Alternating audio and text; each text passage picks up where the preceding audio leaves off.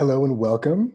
I'm Ross Jordan. I'm the curatorial manager here at the Jane Addams Whole House Museum. Jane Addams Whole House Museum is located on the campus of the University of Illinois at Chicago and draws upon the legacy and international peace activist, suffragist, and feminist Jane Addams and other social reformers who lived and worked alongside their immigrant neighbors to expand democracy on the near west side of Chicago.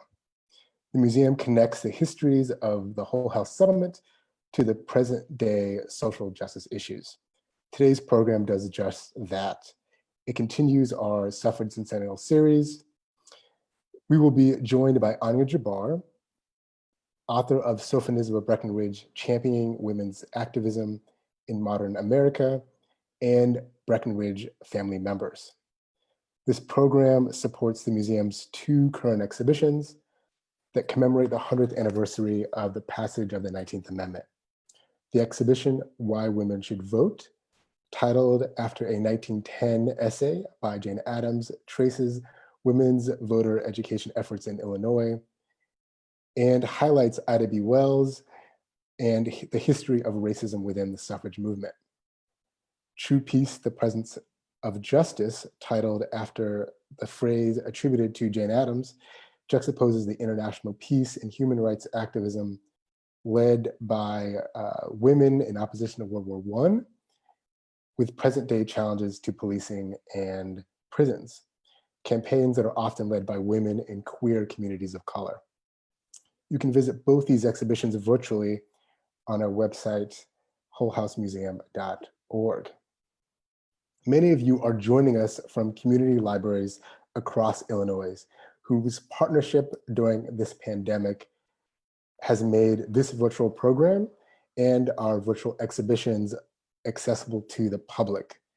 We welcome and thank our partners from Reaching Across Illinois Library Systems, Aurora Public Library, Gail Borden Public Library, Arlington Heights Memorial Library, and Schaumburg Township District Library.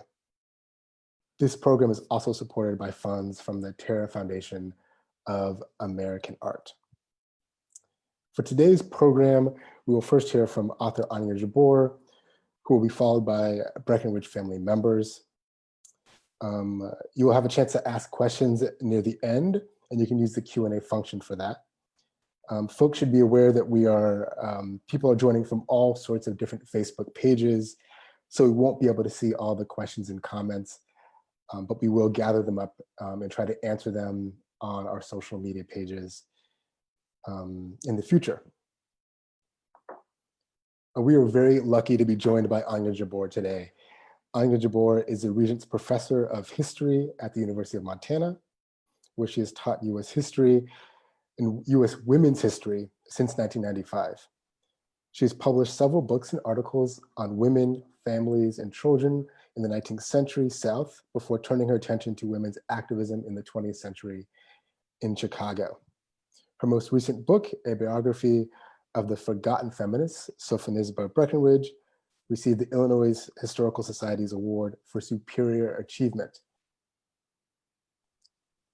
Her research on Breckinridge and her fellow reformers has been featured in Washington Post, The Conversation, and the Huffington Post. Welcome, Anya Jabour. Thank you so much for that lovely introduction, Ross, and for all of the work that you've done to make this event possible. It's really a thrill to be able to participate in this great series of events in honor of the centennial of the 19th Amendment. I'm especially happy to be able to share this event with members of the Breckinridge family who are carrying on the legacy of the remarkable member of a renowned family, Sophoba Breckenridge. Today, I will also be addressing Breckinridge's collaborations with her fellow suffragist and social justice activist, Jane Addams, whose birthday we are also celebrating at this event. I want to thank both Jennifer Scott and Ross Jordan of the Jane Addams Whole House Museum for making all of these arrangements, and Madeline Breckinridge and Jessica Heinley, who you'll meet in a little bit, who are carrying on the Breckinridge family tradition of public service. I also want to acknowledge and thank the many libraries that are also participating in co-sponsoring this event and sharing it widely.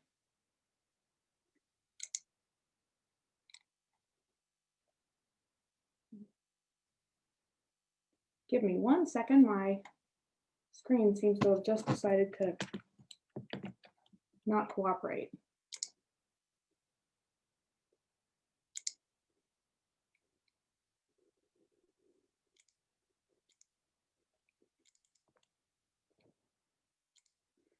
Along those lines, I should probably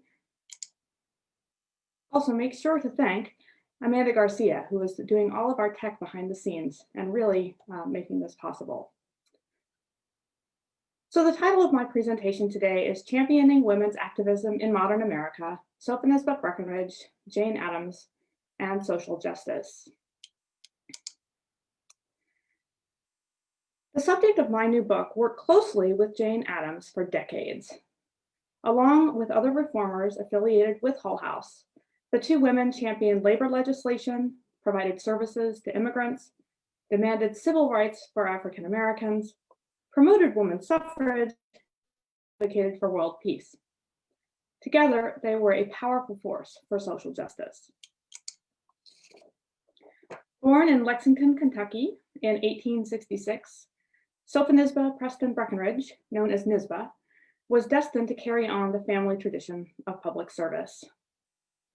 After earning her bachelor's degree at Wellesley College in 1888, Breckinridge taught mathematics in Washington, D.C., and practiced law in Lexington, Kentucky, before relocating to Chicago to pursue further education at the new co-educational University of Chicago.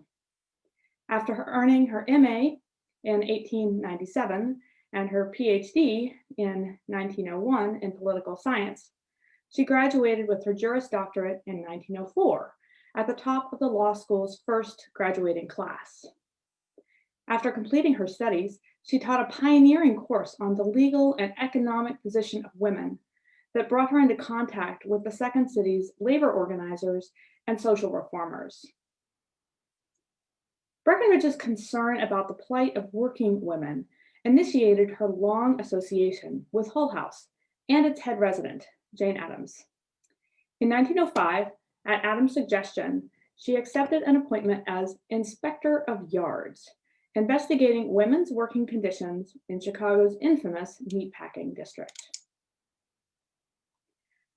Breckinridge spent more than 4 months inspecting the facilities and interviewing the employees of Packingtown, mostly immigrant girls and young women between the ages of 16 and 22.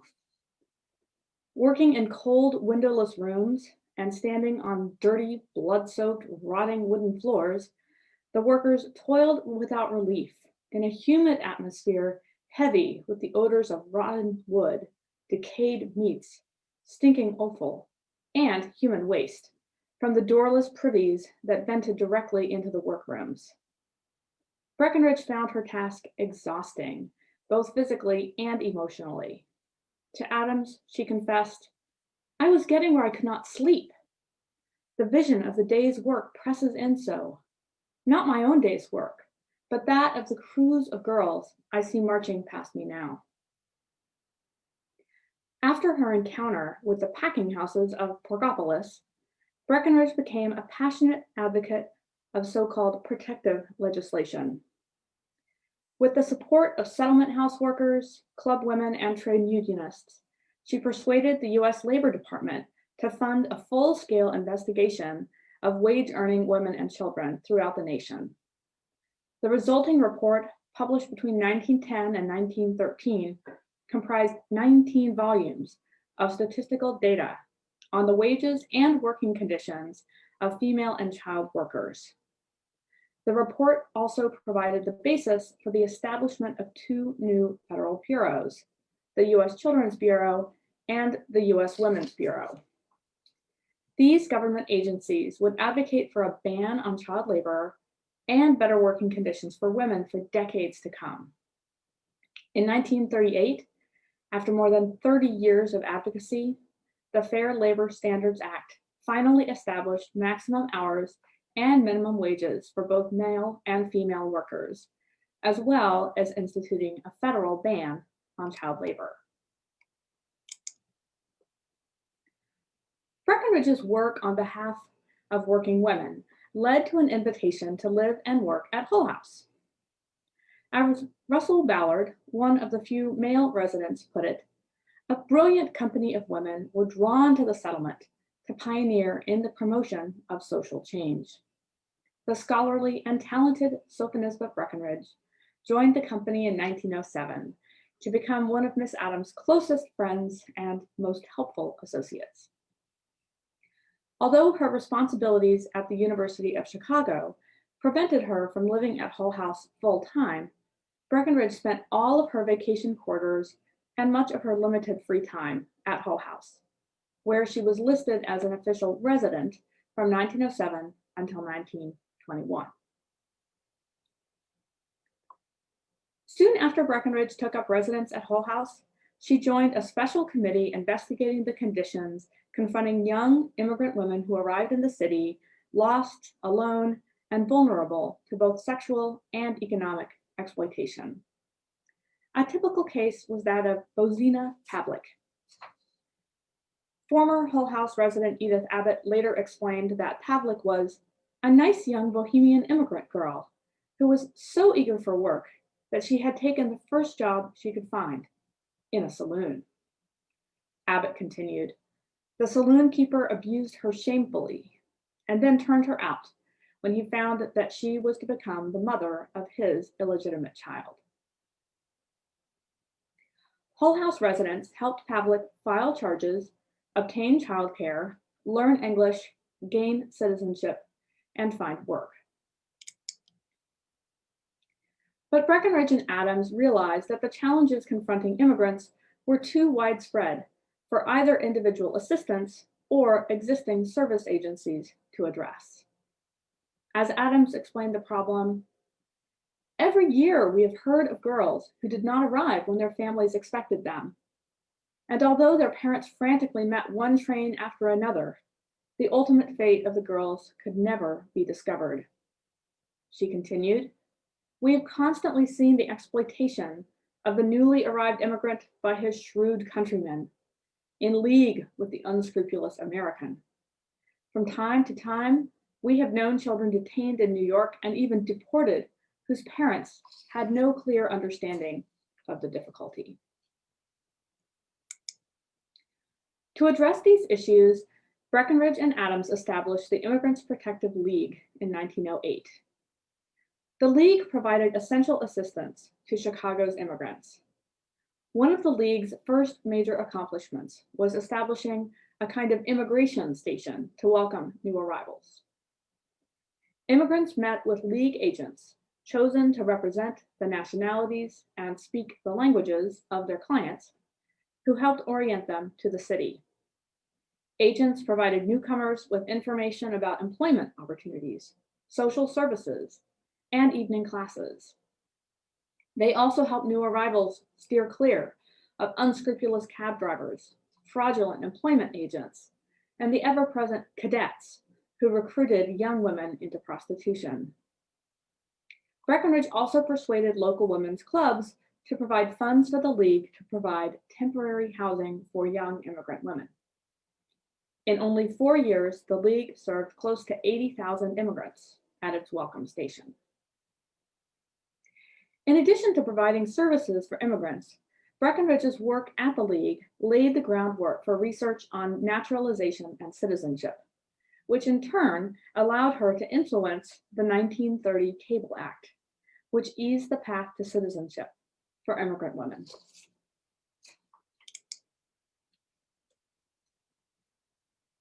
Both Breckinridge and Addams were concerned about what Breckinridge called race prejudice, as well as with immigrant welfare. Both women were members of the National Association for the Advancement of Colored People, which called attention to the horrific practice of lynching and spearheaded a prolonged but unsuccessful effort to adopt federal anti-lynching laws. In addition, Breckinridge challenged racial discrimination in Chicago's segregated schools and neighborhoods. She also helped develop an innovative program that provided medical services and foster care to Chicago's African American children. As in so many other arenas, Breckinridge ultimately translated her concerns about African Americans into federal policy. As an advisor for programs established under the 1935 Social Security Act, she made it her mission to ensure that public welfare programs established under the New Deal extended their services to Black Americans. Both Addams and Breckinridge were lifelong supporters of women's rights. In 1911, they were elected vice presidents of the National American Woman Suffrage Association, the mainstream suffrage organization known as NASA for short. At the time, NASA and the suffrage movement more generally were exhibiting what historians call a shift from justice to expediency. Rather than demanding equal rights, many leaders instead emphasized gender distinctions. Addams and Breckinridge both used rhetoric, emphasizing women's differences from men. As founding members of the Women's City Club of Chicago, they may have helped design the club's popular pro-suffrage graphic, seen here, which urged women to participate in local politics or municipal housekeeping by illustrating the links that connected domestic life with city government.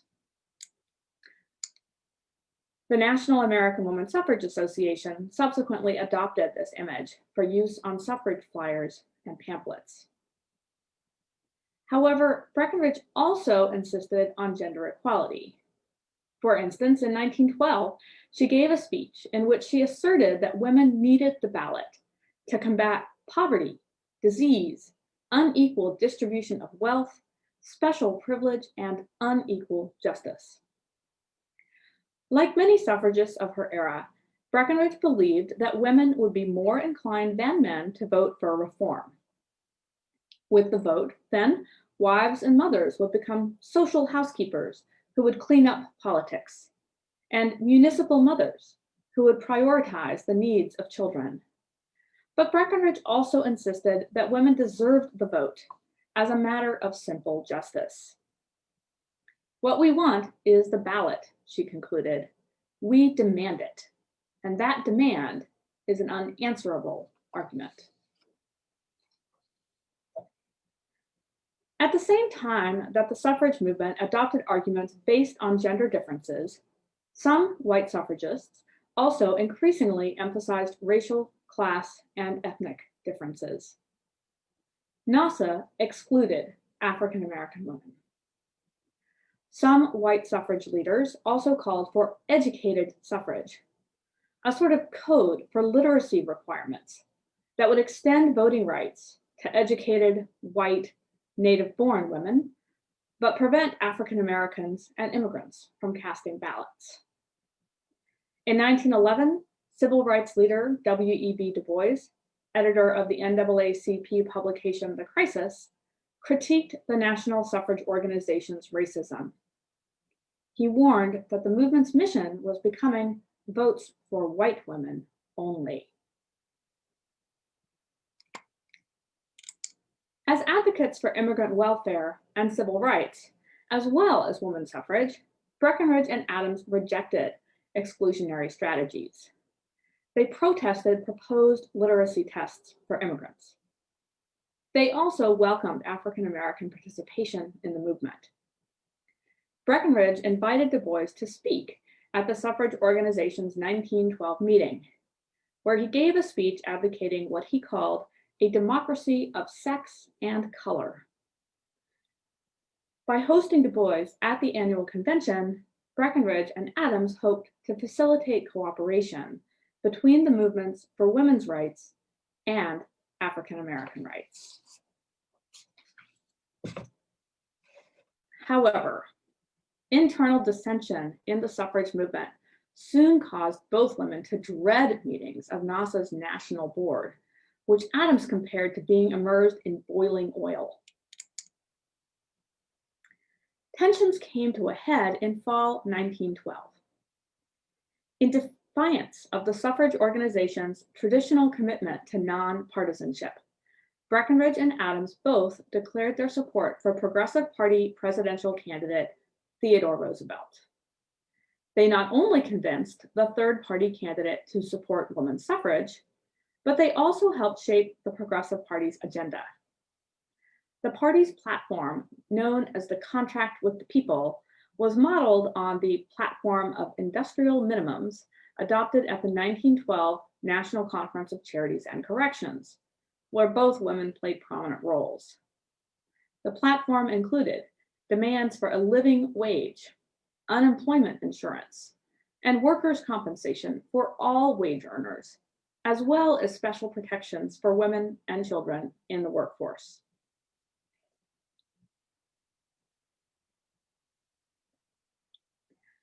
However, Breckinridge and Addams failed to convince NASA leadership that the suffrage movement should use party politics to promote either women's rights or social welfare.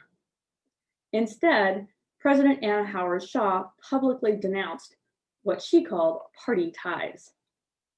This uncomfortable situation soon led both Addams and Breckinridge to resign their posts in the National Suffrage Organization.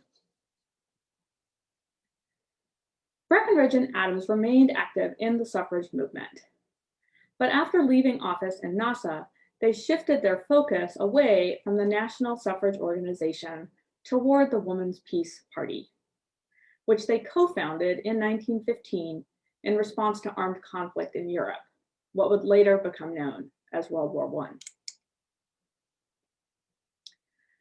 The Women's Peace Party, not in fact a political party, was the first US pacifist group to treat peace as a women's issue.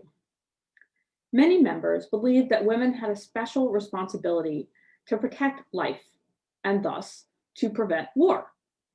The party called on women as the mother half of humanity to oppose the reckless destruction of human life that resulted from warfare. At the same time that they emphasized women's special responsibility for peace work, feminist pacifists also demanded equal political rights for women. They believed that women's full participation in the political process was essential to ending global conflict. Thus, the Women's Peace Party worked for both women's rights and world peace. Addams and Breckinridge represented this organization at an international feminist pacifist gathering known as the International Congress of Women, held at The Hague in 1915. The Congress enthusiastically adopted many of the measures proposed by the Women's Peace Party. They called for the creation of an international peacekeeping body, national self-determination for all countries, and of course, equal political participation for women.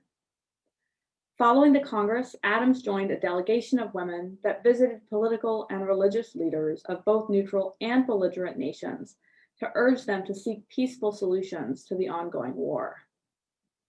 After Addams returned to the United States, she and Breckinridge attempted to persuade President Woodrow Wilson to intervene in the European conflict as a neutral intermediary. They also appeared before the US House of Representatives Committee on Foreign Affairs to support a proposal to establish a Commission for Enduring Peace. Despite their best efforts, American pacifists were unable either to halt the ongoing war or to prevent the United States' entry into it. Once hostilities had ceased, Breckinridge and Addams, now part of the Women's International League for Peace and Freedom, the successor group to the Women's Peace Party, sought new routes to enduring peace. They achieved a partial victory in the establishment of the League of Nations, which incorporated many of the principles adopted at the International Congress of Women.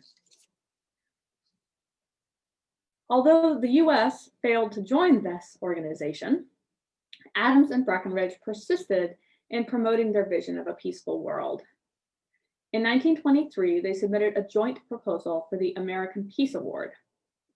Their plan called for the United States to join the World Court and the League of Nations.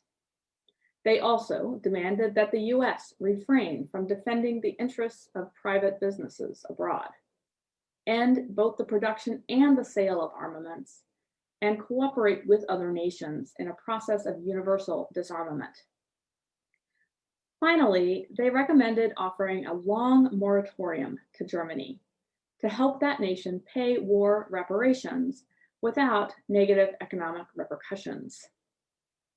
Their plan thus called for the United States to promote peace, not only by agreeing to abide by arbitration in future disputes and participating in a process of universal disarmament, but also by removing the reasons for rising resentment in Germany that would soon allow Adolf Hitler to rise to power.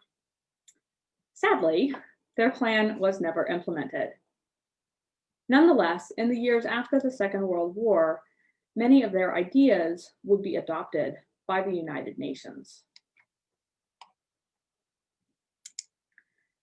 Addams did not live to see this victory.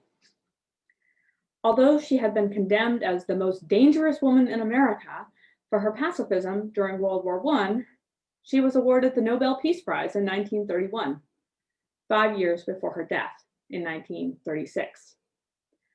Breckinridge, however, persisted in her outspoken opposition to war until her own death in 1948. Later that year, the United Nations adopted the Universal Declaration of Human Rights, which enunciated many of her most cherished principles. The preamble begins with this statement: recognition of the inherent dignity and of the equal and inalienable rights of all members of the human family is the foundation of freedom, justice, and peace in the world. It was a suitable, if belated, obituary for both Addams and Breckinridge, who dedicated their lives to promoting equal rights and world peace.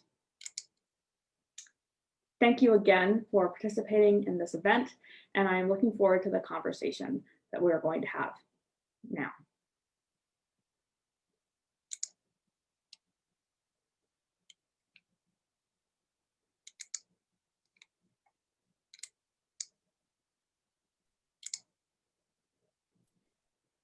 Thank you, Anya. That was lovely. That was great. And there's so many connections to our contemporary moment. It's hard to even begin. But now we want to bring in our other panelists to have a conversation about legacy and history. I'm going to introduce Madeline Breckenridge.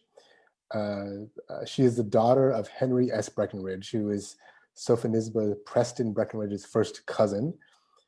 She is a LCSW social worker, a Vipassana meditator, a mother of two, and a lifelong resident of New York City, where she has had her professional practice since 1976. Her education was at the George Washington University and the Hunter College School of Social Work. Jessica Heinley is related by marriage to the Breckinridge family. She is a licensed clinical social worker and has been a school social worker for the past 17 years with Chicago Public Schools. She has previous practice experience with child welfare and community mental health agencies in Chicago. Her education was in Springfield College, University of Illinois Urbana-Champaign School of Social Work, and the University of Illinois at Chicago. After this discussion, we'll also have a chance to do Q&A. So if you have questions, please begin thinking about them to send them in for that. With that, welcome to our other panelists. Thank you so much for joining us. Hello, everybody. I'm Madeline Breckenridge, as just introduced by Ross, and I'm going to use my little phone here to try to keep to my time frame. I don't know about Sophonisba, but the rest of the Breckinridges can go on forever about almost anything. So in my branch of the family, at least, that's true. I did not know very much about Sophonisba. My father and Sophonisba shared a grandfather and grandmother who were Robert Jefferson Breckinridge and Sophonisba Preston Breckinridge, for whom our Sophonisba here today was named.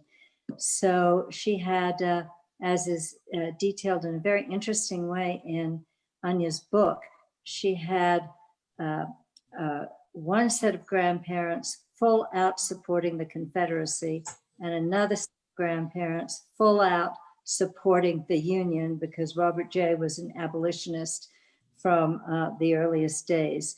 So that must have been an interesting situation for her. I would say that in some ways politically, she and my father, who was her first cousin, but exactly 20 years younger, crossed roles there, at least as I see politics, in that while she was working for peace and freedom, my father was the Assistant Secretary of War under Wilson. While she was supporting Roosevelt, he was a full-out opponent of Roosevelt, even later forming a third party to hopefully prevent his nomination. While she stood for every social policy that has just been detailed by Anya, my father probably stood against every single one of those, except perhaps the right to vote. Certainly any federal social programs were things he was very much against. So I did not know her. She died a year before I was born, but in our branch of the family, which was not her branch of the family at that point in time, there was a wide tolerance of different politics and lots of very lively conflict around those differences, often fueled by quite a bit of Kentucky bourbon, but not in a state of drunkenness, just in a state of really activated political debate. And then everyone was friendly the next morning. I had been told that that was the case of the Civil War generation as well, but I learned a lot from your book, Anya, and to see that there really were rifts and estrangements and consequences. So I think by the time I was born, those had been woven into a somewhat romanticized and inaccurate history. And that's about all I know about the way in which Sophonisba grew up. But I do know that I never heard about her from my family, as she was forgotten in history, as Anya details. She was also not spoken about really in family life. She was, I did know her name, and I knew she was the first woman admitted to the bar in Kentucky. And those were the two, and I knew that she taught at the University of Chicago. So in growing up, I'd always thought she was an academic and intelligent and so forth, but that was about it.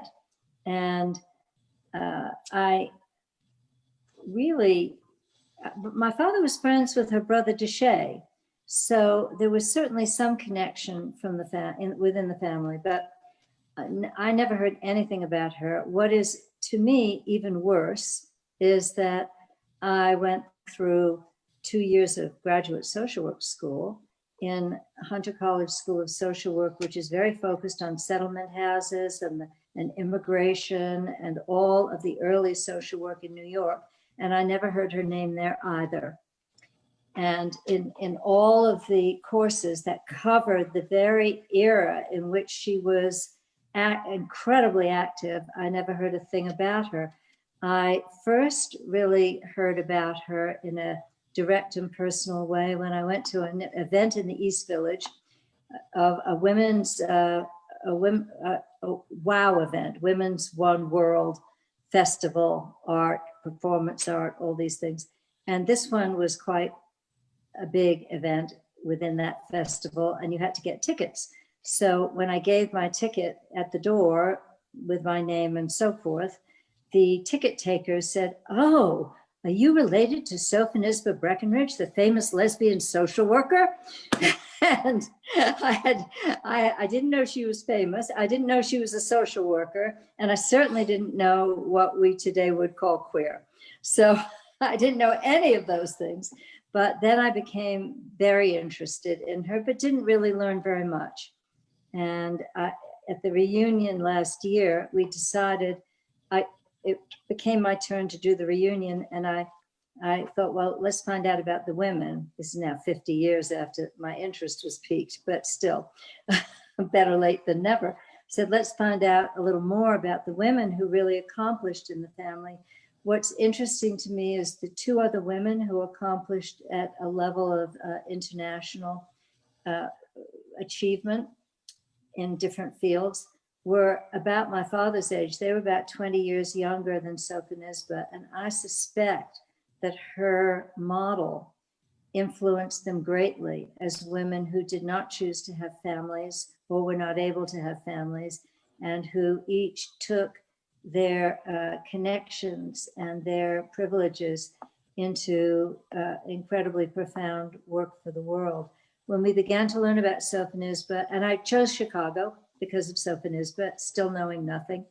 And when I began to learn about her, we realized she should be the entire focus of that reunion, and she was. And I learned so much at the University of Chicago about her temperament, about her courage, about her incredible brilliance and stamina and activism. And it was really, really thrilling. None of us who came had that knowledge in any way, shape, or form. We came from different branches of the family, but none of us had grown up hearing about her. Those who were old enough, I don't think even really knew her in more than an acquaintance type way. And it was very, very thrilling to find out about her and be inspired by her. And I felt in the course of that reunion just a shift upward in my own standards, in my own commitment, in the breadth of my own thinking about what could be done in this world. God knows we certainly need a lot done right now. And she was so ahead of her time. She was just an amazing, amazing person. It's a gift to be related to her and to learn more about her. And I'm so thankful to you, Anya, for writing this wonderful book. And I met Jessica. Jessica, who's on that. That was another very exciting thing because we're both social workers and we could go around the special collections and look at everything and say, she did that, or I never knew she started the first research journal. I didn't know anything. So to you, Jessica. So, yes, I was so honored to be asked to speak at this webinar and attend the family reunion last summer at University of Chicago. Carlisle Carter is my stepmother, who is a Breckinridge family descendant, and she invited me, and it was a wonderful experience. My connection to Sophonisba, or my discovery of Sophonisba, is kind of a funny story. When I was a graduate student at University of Illinois in Urbana-Champaign, I was given an assignment in one of my classes to write a one-page paper about a prominent person in the field of social work. So, I had attended many family gatherings of Breckinridge descendants and was very well aware of the family history. So while I was, in the library researching, I opened the Encyclopedia of Social Work and came across Sophonisba Breckenridge.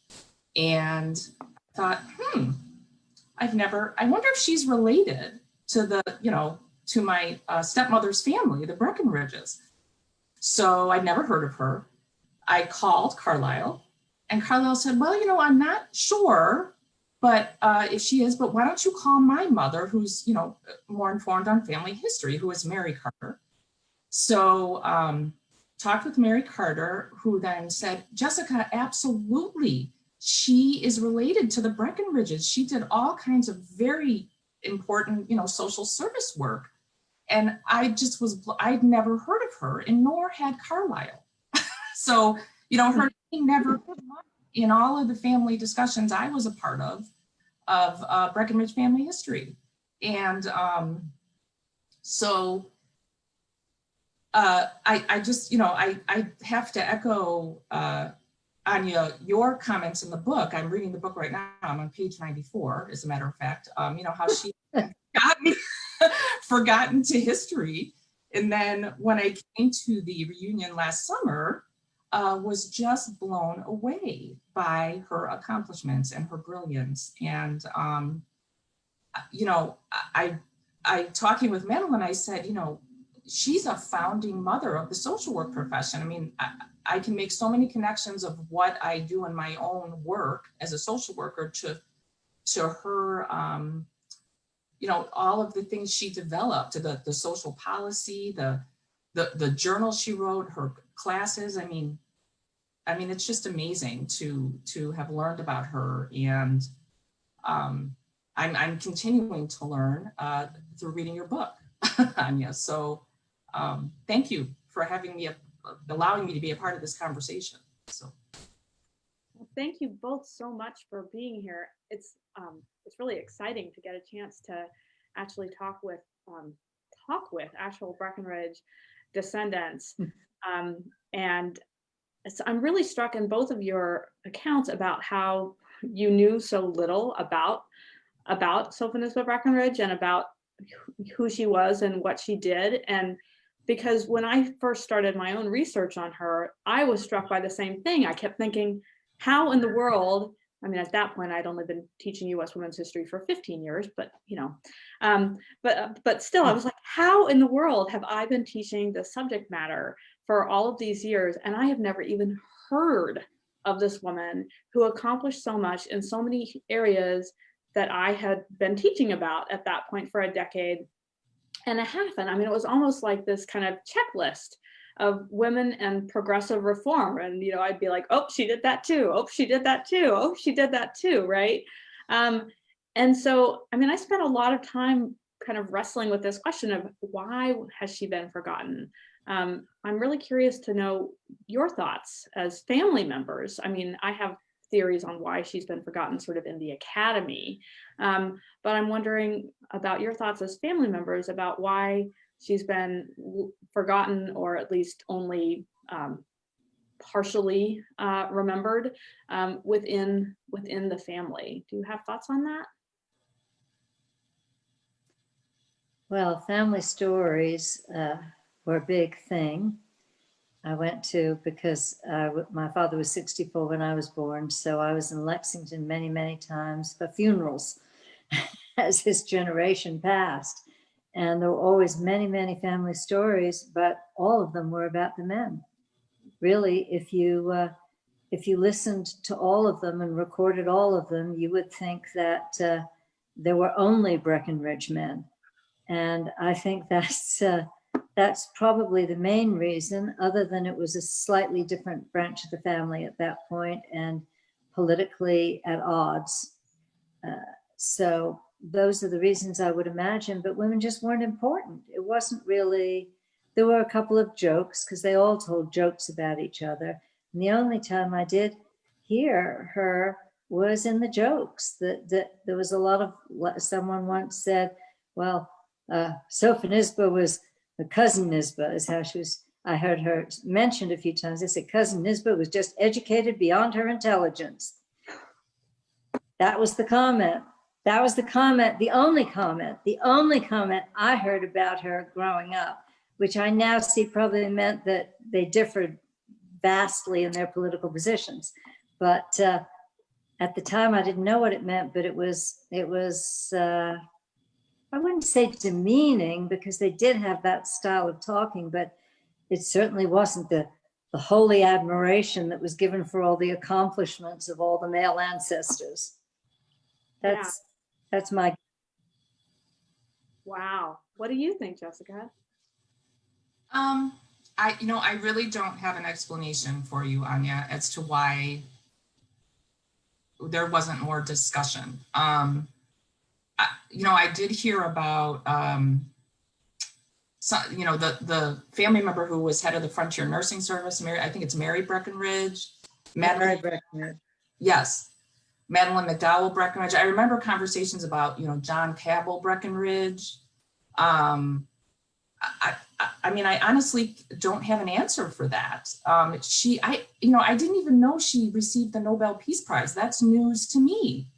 That's Jane Addams. Oh, Jane That was Addams Jane. did? Or was it Sophonisba? Okay. Yeah, No, Jane. Yeah. I'm honestly, I don't have an answer for you. It's really puzzling. It's really, really puzzling to me. yeah. I mean, I wonder, I mean, Madeline was referring to the political differences, and of course, Sophonisba left her home state of Kentucky and never went back for any period of time once she started at the University of Chicago. She said in her memoirs that after her first semester at the University of Chicago, she never went back to Kentucky without a return ticket to Chicago in her handbag, right? So, I mean, it was which may be apocryphal, but I think captures the emotional reality, if not the factual reality, that she had very much shifted her allegiances away from Kentucky and towards Chicago. In her case, away from her Confederate upbringing and toward a life that was dedicated to equality for all. And she certainly had a complicated relationship with her family of origin. I mean, her immediate family of origin. She adored her father, absolutely adored her father, did her best to kind of portray him as an advocate for racial justice, which is kind of a neat trick for somebody who came up with Kentucky's version of the poll tax and defended Klansmen. But she did her best because she adored him so much. Had always had kind of a difficult relationship with her mother, who was part of this break that Madeline was referring to before between the Confederate and the Union branches of the family during the Civil War. But both of her parents died young, and then Sophonisba was sort of close to her brother Deshay, who ultimately adopted, not wholeheartedly, but to some degree, her commitment to progressive reform, and so did his wife, Madeline McDowell Breckinridge. Madeline, your namesake. Yes, right. And she was also very close to her sister Curry, actually Mary Curry, but she was known as Curry, who became a nurse for the Red Cross during World War I, but she died young. She was even sort of close to her brother Robert, who had really troubled youth and went off to sea and finally returned, and he was suffered from multiple addictions to gambling and alcohol and drugs. Nisba actually supported him and his children in later life. Not at all close to her sister Ella, who was very much in her mother's image, this sort of unreconstructed Confederate, I mean, unabashedly white supremacist. They were not close at all. In fact, Ella wrote her own memoirs, which are, 200 plus pages in typescript, and she mentions Nisba maybe twice in all of that time. Clearly, there was something going on with that. And really late in life, in I think 1945, when she was writing her memoirs, Nisba Breckinridge reflected that she was, sad that she felt so distant from her surviving family, which at that point really was just Robert and Ella. Deshay and Curry had both died. And she, felt mournful about that lost family connection. So yes, I mean, I think that probably has contributed to it in terms of the family lore. What do you think about, I mean, you're both social workers. How in the world, I mean, I agree with you. How in the world did you, get into or through, high-powered social work programs without hearing of her? I mean, what's that about? I did not hear about her. I mean, we talked about some of her, obviously Jane Addams and Florence Kelley and the Abbott sisters. I don't remember Sophonisba being really highlighted. I don't think I also heard her name either. Mhm. Mhm. And I mean, she has done so much for social welfare in this country. She really needs to be mentioned. Yeah, yeah. Yeah. Well, you know, I think there are two other factors that I don't know about in the social work education world, but in the family world, I think there were probably two other factors because, as you mentioned, Anya, other women of some prominence, a little bit later than she, but they were mentioned. And I did know more about what they did for various reasons. But I'm sure her sexuality played a part in that, her whatever it was. What it appeared to be, the other several well-known family members were clearly single but heterosexual. They were clearly heterosexual. And that was, so I would think there's a certain amount of heterocentrism going on there and fear for the daughters or something like that. And also, that's guess, but I would guess it's a good guess. And the other thing is something I think we should mention politically because of the times we're in now, and that is that with any group that's marginalized, where there are tremendous interests seeking to limit or eradicate them having a real voice, right? One or two people are always picked as the one, you know, the hero. Martin Luther King Day, we have that day every year, and we should. You know, but do we know Fred Hampton, Bobby Seale, Angela Davis? You know, I don't think so. Certainly not the people I see. So this idea of picking a couple of people, making a big deal about it, and saying that that constitutes an honoring of an entire group of disenfranchised people is a lot of what we see. I think those are both really good points, Madeline. I mean, I think about that kind of anointing, right, of a recognized leader, and then that somehow justifies that we overlook everyone else, right? And I think it gives us a really skewed notion of how real social change happens. I mean, that it somehow suggests that social change can happen because of one charismatic figurehead, as opposed to Exactly. requiring the concerted efforts of a large group of people over a long period of time. I mean, I wonder if we sometimes, like in the case of King, right? I mean, we even pick people whose careers are cut short instead of people who worked the opportunity, yeah. I should say, to work for an entire lifetime, much less sort of generational change, right? You know, generations of women, for example, who participated in the movements for women's suffrage, and then more generations still who participated in the movements to extend that right to women and men of color.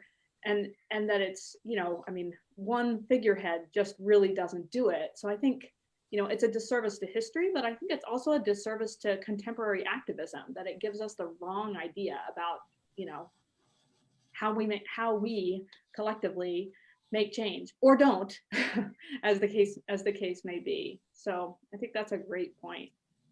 In terms of, I think you write very beautifully, Anya. I think you write very beautifully in the book about how such a way of thinking is the opposite of what Sophie Nisbet and her colleagues sought, which was collaborative effort toward change. Yes.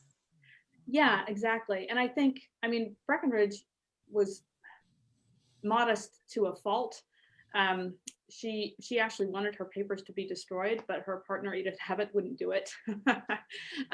Thankfully, for me, and anyone who wants to know about her. But yeah, but the reason she was modest is because she wanted to place the spotlight on the work, not a few people or a singular person. There's a great letter she wrote during the New Deal, when a lot of the programs that she'd been advocating at the local and state level, you know, finally were federalized, like state level mothers' pensions became what we used to call AFTC. And she says, you know, in response to another woman who was active in the New Deal, it's fine that I don't get credit. What really matters is that we finally, make life better for people who need it. That is what, basically, she says, that's what it's all about, right? And so she would purposely, if she thought it would benefit the cause, she would actually purposely work behind the scenes. She would feed language to leaders, both male and female leaders, that she thought would sort of get the ear of people like the president, if she thought that would work. So she may have done the United States a service, but she also did sort of herself a disservice by purposely playing behind the scenes. But of course, I think that's one of the really interesting things about her. It's interesting what you say, Madeline, about her sexuality maybe playing a factor, because in her lifetime, her family, well, I don't know about Ella is her own thing, but the the rest of her family members were all fully aware of and apparently entirely supportive of her long-term relationship with Edith Abbott, and before that, her not quite so long relationship with Marion Talbot. I mean, they talked about her in letters, and they invited her to stay at the family home, and they sent gifts, and they exchanged visits. And the same thing on Abbott's side and on Talbot's side. Talbot's parents actually deeded the vacation home that they had to Breckinridge and to her then partner, Marion Talbot, as joint tenants with right of survivorship. So, I mean, like, fascinatingly, right? So during her lifetime, this wasn't a problem. I mean, it's not like anyone ever labeled them as lesbian or queer, or like they called themselves that, but certainly everyone was aware that the primary people in Breckinridge's life, depending on the time period, were Talbot, and then later, for the last 40 plus years, Abbott. And that doesn't seem to have really fazed people then, but perhaps it became more problematic in future generations. Yeah. That's very interesting. Also, a different branch of the family. So I really don't know. I have no information or insight into that one. For sure. Yeah. I wonder, I mean, both of you are social workers, which is so like wonderful and fascinating. And I wonder if you could both say more about how you see yourselves carrying on Breckinridge, my Breckinridge, Nisbah Breckinridge's Nisbah Breckinridge's legacy.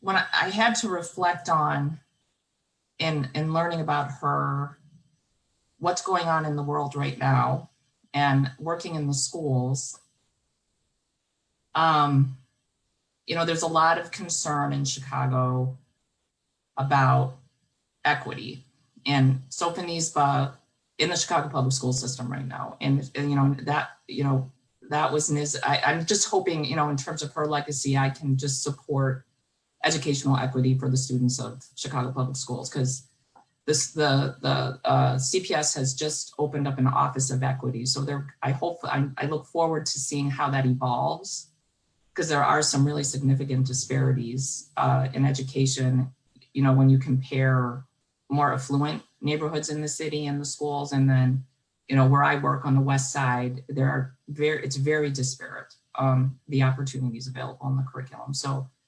I hope in honor of Sophoba Nisbah, I can, help that process and help improve education for students and, that I work with. So. That would be, yeah, a very apt way of honoring her. One of her earliest publications with Edith Abbott was a pamphlet advocating education as opposed to employment for working class and immigrant youth. So I mean, precisely that, right? Pushing education as an avenue to moving closer anyway to equity. Yes. What about you, Madeline? Well, I'm not sure that I feel it as much in my professional life as my personal life, although of course one is the other in some sort of way. But from the time I was in college in the late 60s, my politics have been completely in line with her politics, although I never knew that at the time. I was very politically active in those years. And then when I went to get a social work degree for community organizing, but somehow all my placements were in psychotherapy, in psychiatric settings. So I ended up with with a counseling practice, a therapy practice. And that's been my professional life. But part of what took me into that and stayed there is that I saw within the movement, within the anti-war movement, where I was active, within SDS, where I was active, within some of these places, I saw the same sexism, the same power dynamic politics of race, of gender, of class. Sometimes it was in the reverse, reverence for the most oppressed. Who was the most oppressed? Well, it had to be a Black lesbian woman. There were great debates on that for months, and then they'd land that, right? But I had an interest in all of those things. So that interest has carried forward and really informed me in ways that are not directly related to my practice, although they infuse my practice. But it comes up more for me in a broad sense that people can be whatever it's in their hearts to be. And that shouldn't be determined by outside circumstances. And the work of changing the institutions of the society should be not to change them from this to that, but to change them from restrictive to open, giving everyone that chance for personal actualization, really. And it's also inspired my understandings and led me to take actions in some other parts of life, Vipassana meditation, which has now somehow reached the masses in the form of the word mindfulness. It's a big thing now, but it came big into the US through a couple of teachers from a tradition that began in Burma and some other countries. But the main teacher from the main river that popularized it in the US was actually an African-American man who taught at Howard University. And he's the first person authorized by Sayadaw Bakin to teach Vipassana meditation, Anapana meditation, a different version, a concentration version, in America. You never hear his name mentioned either. There's a big New York Times article on the person who brought this to America. But that's not the person who brought this to America. The invisibility until a candidate comes who fits the bill. So that sort of Marcusian type stuff. I think it affected my conscience. There's a consciousness that she embodied. And I would say I really resonate to her consciousness. I don't know if it has anything to do with being a relative, but it's strengthening to see that she could inhabit that consciousness as someone born in 1866. Brilliant. I want to take this moment to bring in our audience members into the conversation. And I guess I'll start with my own question, but if you are on Zoom, please feel free to type in the Q&A.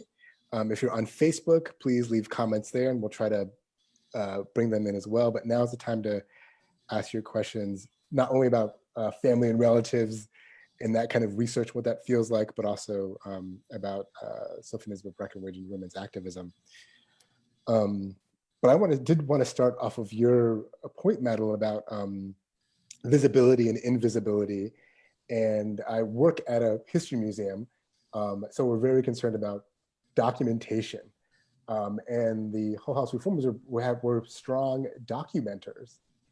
And you and your family has begun to kind of make their own documentation practice to really lift up not just Sophonisba, but the other women in the family that contributed. And I think that those kinds of efforts on the part of individuals are really important, because sometimes those are the people that are closest and maybe most activated by their own history. So I'm hoping Jessica, you and Madeline could speak about a little bit more about that documentation process, the website you all have, right? And also, what do you think that does, for yourself and your own practice and how you conceptualize it? And Jessica, if you want to start with that, your kind of own finding and of Sophonisba and that family reunion and how that kind of activated you as well. Well, I'm going to defer to Madeline on the creation of the website because I know she played a huge role in getting that going. I mean, I feel like, everything I've learned and, in regard to documentation that was, that I've seen and I've read about the family, was when I attended the reunion at University of Chicago. They were amazing. They went into the archives and found all kinds of original papers that were written by Sophonisba. Books she wrote about social casework.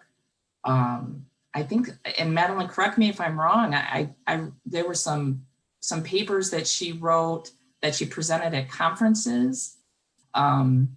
Some pictures of the family, her degrees.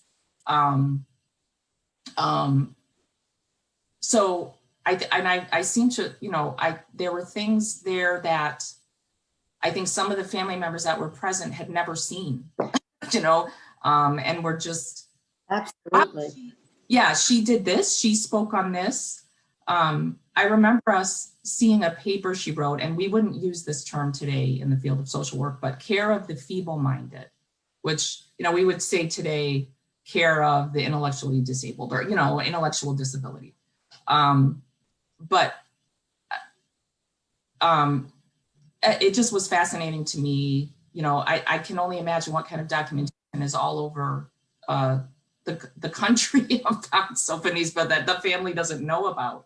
They had copies of her diplomas, of her economics degree, her political science degree, and we were all just like, wow, that's so great to see this, and her original, some of her original bodies of work. So I'm not sure, Madeline, how that translates into the family website, but I know there was talk of doing another reunion to honor the women of the Breckinridge family. But obviously COVID-19 put that to a halt, but I was really looking forward to, getting additional information at family reunion, but. Yes, I know. Now, Anya's going to give us the right dates and so forth, but she was the first woman to represent America at the Pan American Conference of 1930? 1933. Do I- Yeah. 1933, okay. Right, so I think you can fill in a little more about that, and then I can talk about the website, but yes. Yeah, I mean, there's a lot of, Breckinridge racked up a lot of firsts, right? She was the first to receive her PhD in political science and her Juris Doctorate from the University of Chicago. She was the first woman to be inducted into a elite legal society, CLOF. She was the first woman to be an official US delegate to an international conference that was in Uruguay, Montevideo, Uruguay, the Pan American Conference of 1933. Going back further, I missed this one. She was the first woman to be admitted to the bar in Kentucky, right? I mean, there's a lot, there's a lot of firsts there. And in her case, fortunately, there's also a lot of documentation. I mean, Jessica, you were talking about the extensive papers that they have at the University of Chicago, which are great. There's even more than that at the Library of Congress, which holds the entire Breckinridge family papers.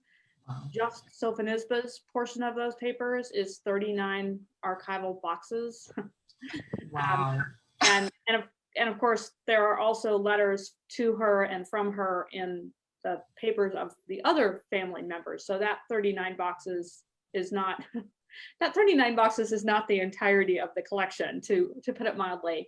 And then of course there's I mean, because she knew so many people and collaborated with so many people, there's papers of hers wherever those people left their footprints. So there's papers of hers and Addams and other Hull House people and other people in the Women's City Club of Chicago and the what's it called, Juvenile Protective Agency, and other and the Women's Peace Party and the Women's Trade Union League. At all of those are at the University of Illinois at Chicago, and then there's other papers, just sort of other places depending on sort of who the official recipient was. So the Abbott papers are in Nebraska. There unfortunately are no Talbot papers except for the ones at the University of Chicago. But some of her other co-conspirators have papers in the Schlesinger Library, the Women's History Collection at Radcliffe. So yeah, I mean, there's there's a lot, but there's still family things I haven't seen. When I was in Chicago in October, speaking at the University of Chicago School of Social Service Administration, which was celebrating its own centennial, I got to meet Bo Chalkley, who is another Breckinridge descendant, and he had a copy of memoirs written by one of the nephews that Breckinridge helped through school. And it was a particular nephew that I didn't know about. I mean, like, I knew that she helped her nieces and nephews through school, but I didn't know about this particular one. So there's still stuff out there that has not, you know, made its way into the kind of repository that I find. So it's great to have people paying attention to that kind of thing. Yeah. Well, what a challenge. I mean, the scatteredness and how many places you had to go and how many organizations and cities and so forth.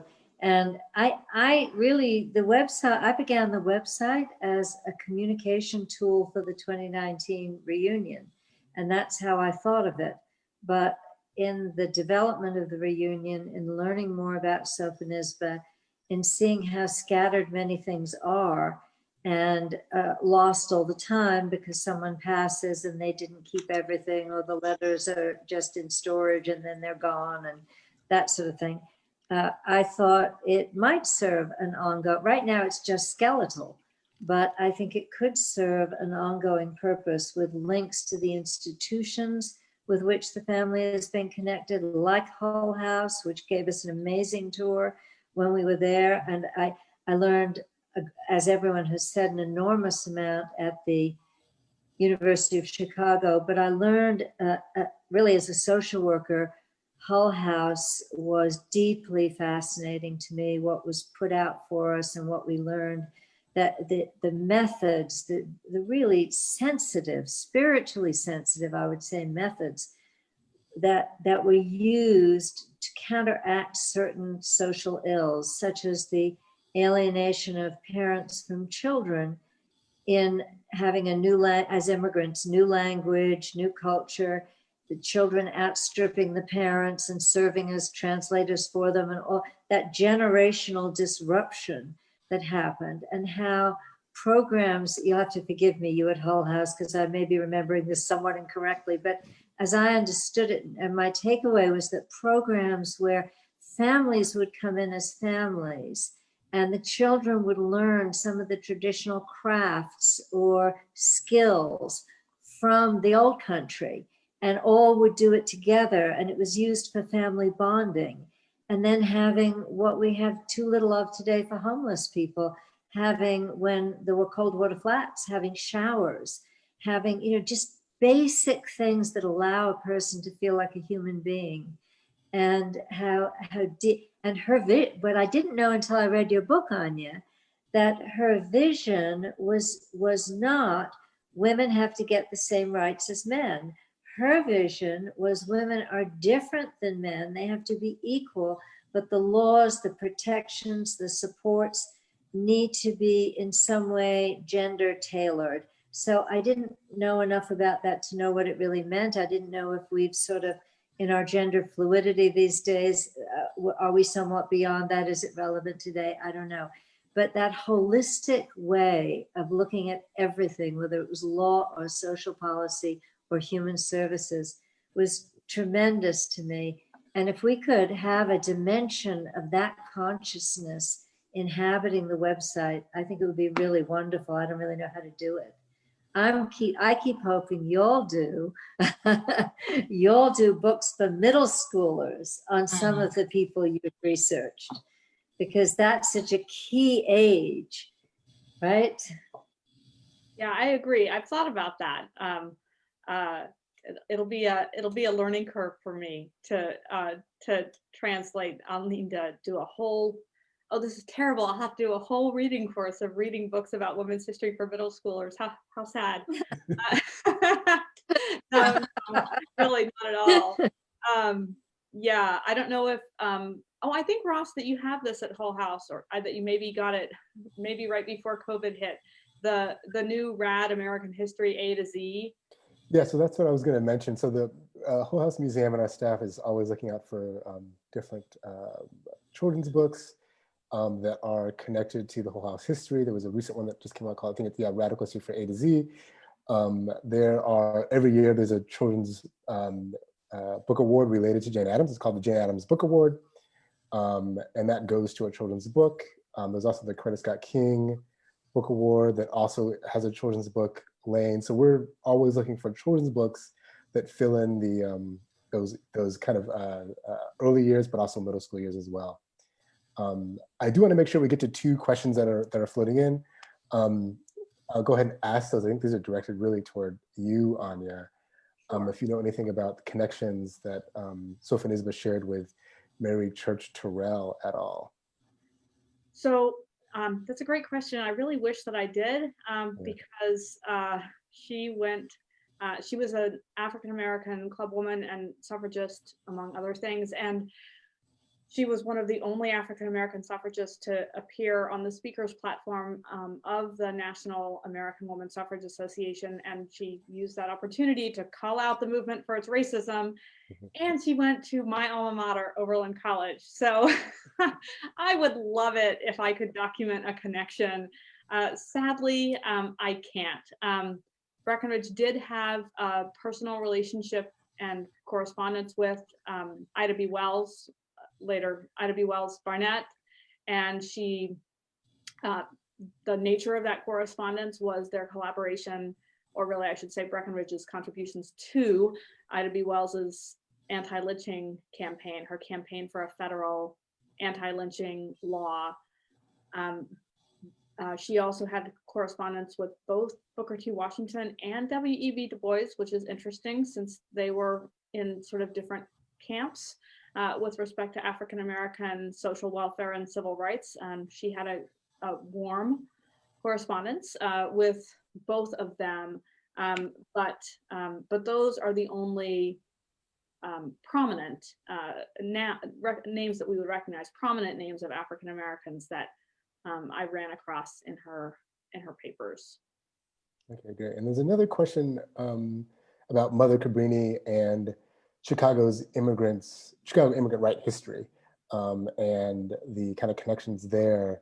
And I guess it's also just important to mention, because Hull House was a site that was founded to support the immigrant community on the west side of Chicago, very specifically toward transforming the labor industries there, the textile industry there. And so the connection to immigration and labor rights are really close, and women were on the forefront of that effort. So I just, if you want to say more about that or address specifically Sophie's immigrant right connections in history. Sure. So I don't know anything specifically about Mother Cabrini. With connection to Sophoba Breckenridge. Breckinridge, however, was very committed to the Immigrants Protective League, which I mentioned before, Jane Addams actually wanted her to leave the University of Chicago, where Breckinridge was then Assistant Dean of Women, to head up the new organization. And there's a great story actually that the Abbott sisters told about this, that Addams said to Breckinridge, you know, maybe you can find some capable man to assist you so that you can do this work. And Breckinridge fires back, I don't need to look for a capable man. I have Grace Abbott, who is currently finishing her degree at the University of Chicago, and she would be far better than any capable man. and so she passed, after founding the organization, she passed the reins of leadership on to the other Abbott sister, Grace Abbott. But Breckinridge herself remained the secretary of the organization for decades, through several directors actually. And she was very concerned with immigrant rights as well as immigrant welfare. The Immigrants Protective League did a lot of legal advocacy to defend immigrant rights. During World War I, when many immigrants were being in danger of being deported as suspected subversives, the Immigrants Protective League provided them with legal representation. It also provided them with legal representation so that they did not have to serve in the military, since they had no citizenship rights. They also should not have been drafted, that kind of thing. And then this work, I mean, just like the work at Hull House, this work continued and changed as the nature of, as the patterns of immigration changed, right? So whereas like in Hull House, the initial immigrants were mostly Eastern and Southern European immigrants, and then later there were more migrants from Mexico.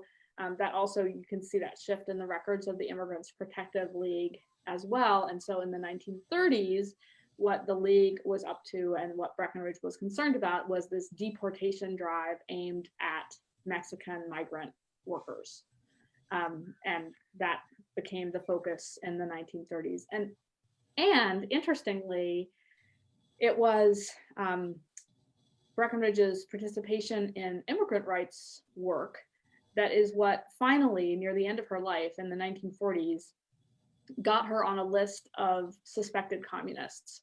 So unlike Jane Addams, and perhaps because she did kind of do most of her work behind the scenes, Breckinridge herself avoided being caught up in sort of Red Scare activities in the 20s and the 1930s. But finally, in the 1940s, she was included on a list of fellow travelers. And the reason for that was because of her participation in immigrant rights advocacy.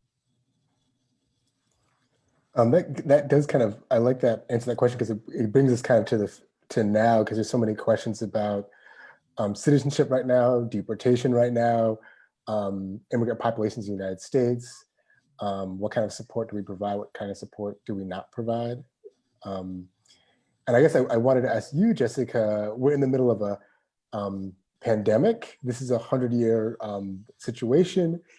Jane Addams, of course, was in Chicago and working around the time of the pandemic of 1919, and was addressing those issues in the neighborhood that she was living in. And now you're someone who's working in Chicago public schools.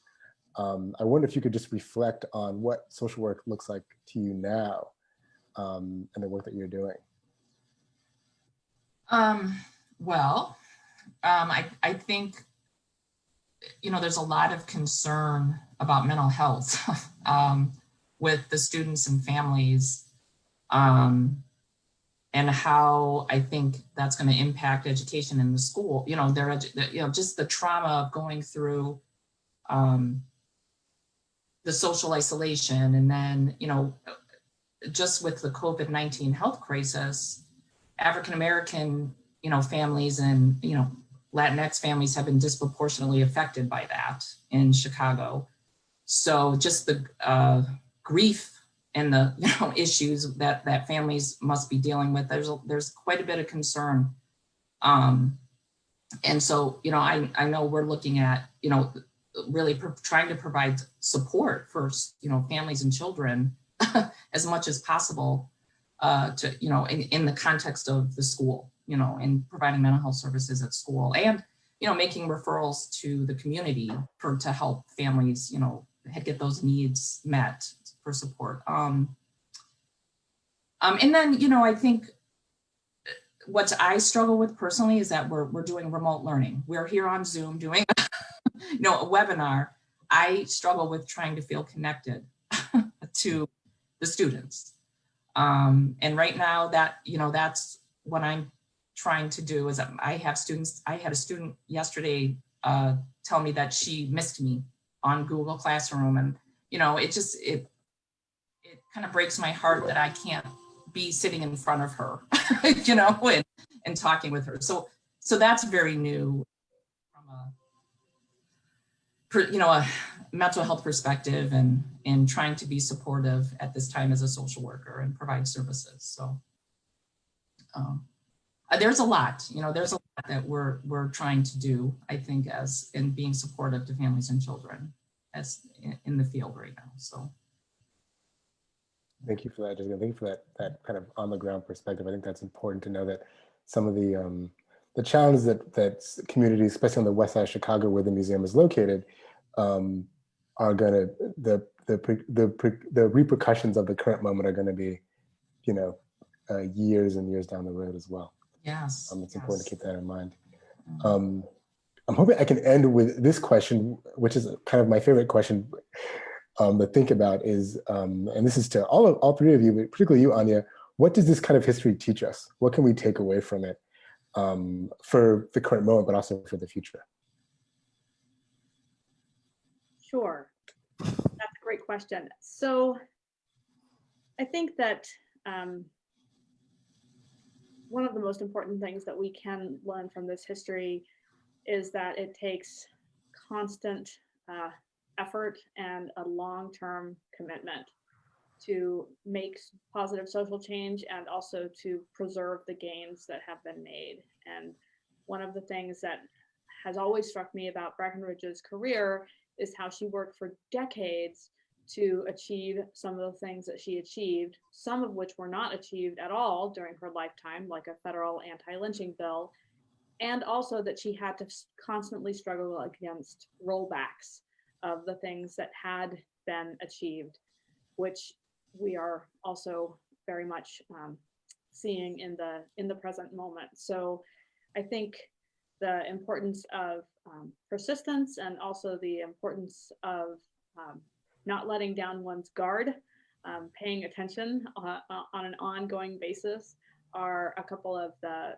important lessons that we can learn from her life and apply to our situation now and in the future. Thank you, Anya. Madeline, do you have anything to share with that too? Something quick came to me, and I think Anya said it a lot better, but it was just, you know, keep standing up, keep speaking up. And I guess I've undervalued writing, perhaps. I see that she can become visible now because of things people wrote down and recorded. So I have to think about that. That's a powerful message.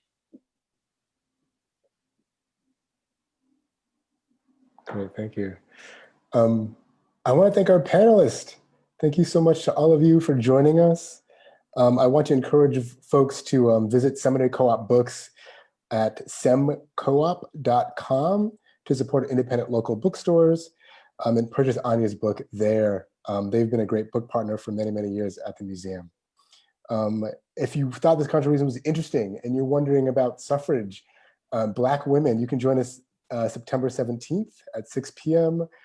With historian Martha Jones and Leslie Harris, who will be discussing Martha Jones's latest book that just came out on September 8th, I think, called Vanguard: How Black Women Broke Barriers, Won the Vote, and Insisted for Equality for All. Thank you again to Anya Jabour, Madeline Breckenridge, and Jessica Heenley for joining us, and our library partners. And thank you all for joining us as well. And we hope to see you on September 17th for our next conversation. Thank you so much also to our Color World creative partners who are doing a wonderful job with all the back-end technology for this program. Thanks so much for joining us. Thank you, Ross. Thank you.